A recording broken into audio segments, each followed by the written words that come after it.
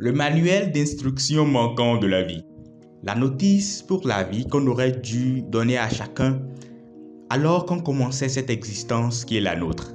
Cette vidéo est la deuxième et la dernière partie de mes notes du livre exceptionnellement simple et profond écrit par Joe Vitale. La première partie était en 10 points avec un petit bonus en fin que je veux bien redire pour moi-même. Comment interrompre une dispute? Eh bien, soyez le premier à dire « Je suis désolé ». À l'instant où vous l'aurez dit, l'autre partie vous regardera pour voir si vous êtes sincère.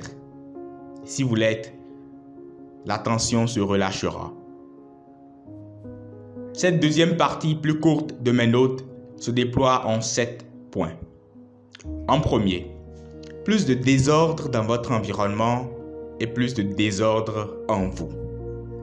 Tout le monde ne sera peut-être pas d'accord avec cette vérité. Mais en effet, plus votre chambre, par exemple, ou les endroits où vous vivez sont en désordre, et plus il y a de désordre en vous, dans votre cerveau. Alors que nous discutions un jour, mon frère m'a dit un jour cette vérité profonde dont il avait oublié l'auteur. Je l'ai cherché, mais moi non plus je ne l'ai pas trouvé.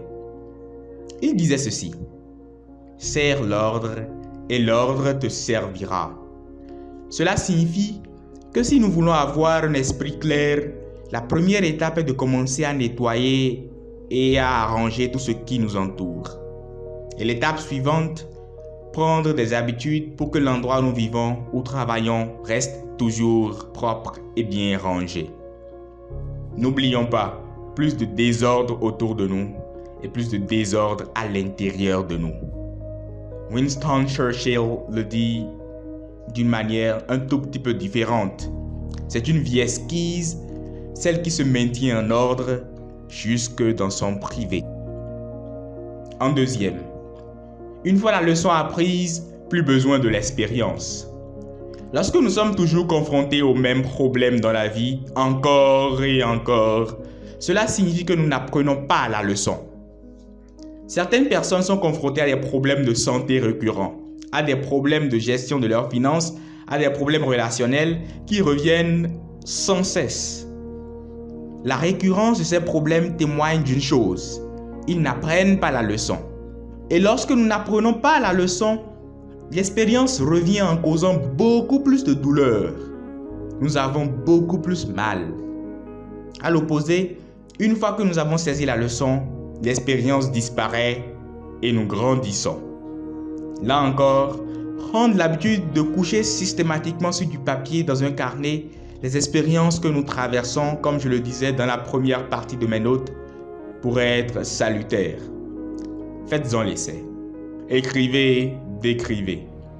Cela vous aide parfois à trouver la leçon, à ne plus souffrir des mêmes problèmes encore, et par suite, vous grandissez. En troisième, la fenêtre de la nuit est une chance pour placer votre commande. Cela peut sembler superstitieux pour beaucoup de gens, et c'est d'ailleurs ce que j'ai ressenti la première fois que j'ai lu ce test. Eh bien, des mois plus tard, je l'ai lu ailleurs dans un autre livre, mais il était écrit différemment. Cela a résonné un peu en moi, mais pas au point de devoir commencer à le faire. Près d'un an plus tard, je tombe sur une vidéo YouTube dans laquelle la même chose est dite. Et c'est la goutte d'eau qui fait déborder le vase. J'ai commencé donc quand je pouvais par souhaiter quelque chose juste avant de dormir. C'est peut-être pourquoi ce n'est pas si mauvais de prier avant de vous endormir. Et à chaque fois que je souhaite quelque chose, je ne vous dis pas que cela s'accomplit toujours. Mais au moins je peux vous dire que je me couche toujours avec un sourire et l'espoir de demain qui sera meilleur. Quand vous avez peur, que vous êtes inconfortable, anxieux ou soucieux, faites exactement le contraire de ce que vous feriez naturellement. Nous avons tous nos peurs, mais peu d'entre nous les affrontent vraiment, apprennent d'elles et grandissent. La règle ici est de faire exactement le contraire de ce que la peur nous suggère de faire. Vous voulez parler à un étranger mais vous avez peur.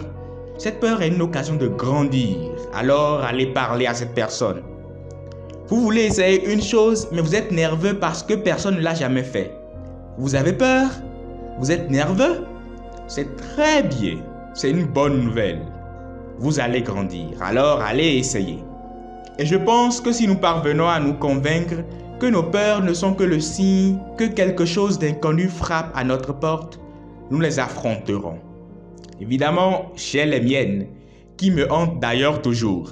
Et dans cette semaine où je travaille sur le script de cette vidéo, quelque chose d'incertain me tracasse l'esprit et ces paroles me disent que je dois aller l'affronter. Nous ne perdons jamais lorsque nous essayons. Nous apprenons au moins à mieux faire la prochaine fois. Mais pour une prochaine fois, il faut d'abord créer la première fois.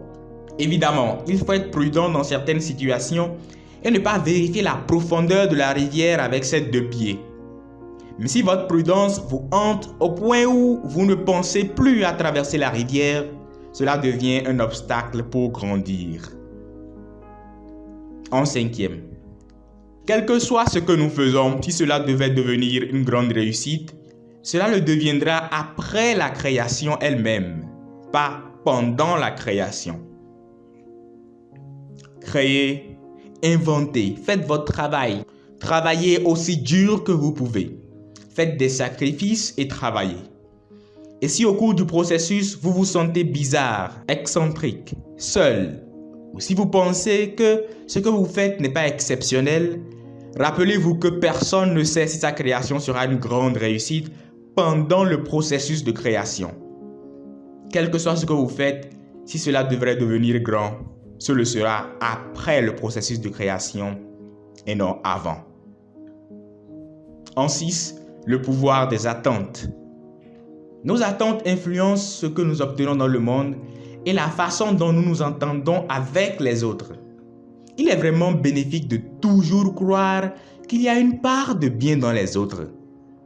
William Whitman le dit bien, il y a du Christ en chacun. Attendez voir des âmes éclairées et vous vivrez au paradis. Sans blague, c'est un monde où il fait bon vivre. Puissiez-vous être bénis. En 7, lorsque de mauvaises choses arrivent à de bonnes personnes. Je vous lis cette pensée profonde de Kurt Wright qui a écrit cette partie du livre. Avez-vous déjà remarqué combien il est facile de regarder des événements qui se sont produits 1 an ou plus dans le passé et d'en voir la perfection? Pour la plupart d'entre nous, cela est vrai même pour des situations qui semblaient tragiques, horribles ou même dévastatrices à l'époque. Maintenant, s'il est possible de voir la perfection dans ces choses 1 an plus tard, n'est-il pas logique que la perfection soit également présente au moment où cela se produit? Cette pensée m'a fait sourire quand je l'ai lue. En effet, lorsque nous regardons en arrière, pour la plupart d'entre nous, vers des événements passés, nous appréhendons généralement leur perfection. C'est du moins ce que je ressens, même pour des expériences moins bonnes. Vous aussi, j'en suis sûr. Ainsi se termine la 2e partie de mes notes du livre de Joe Vitale, Le manuel manquant de la vie.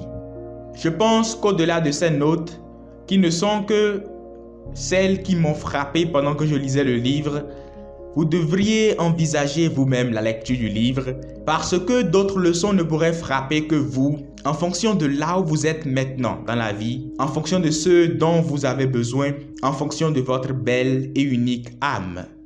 Toutes choses qui font de vous la personne que vous êtes.